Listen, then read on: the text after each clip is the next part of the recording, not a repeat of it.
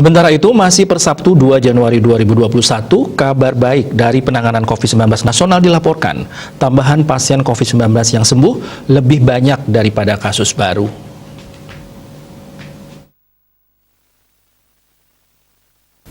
Jumlahnya pun mencatatkan rekor baru pasien sembuh setelah 10 bulan Indonesia dilanda pandemi.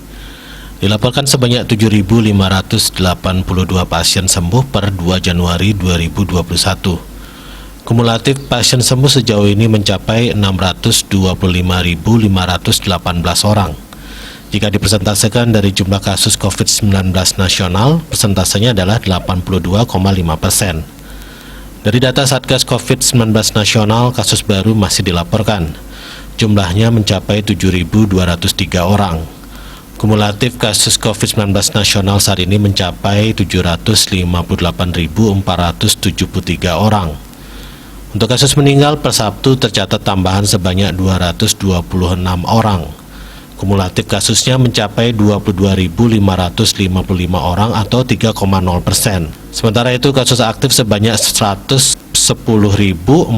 orang atau 14,6%. Sementara itu kasus aktif sebanyak 110.400 orang atau 14,6%. Sedangkan suspek sebanyak 69.619 orang. Dia Dewi Bali Pos melaporkan.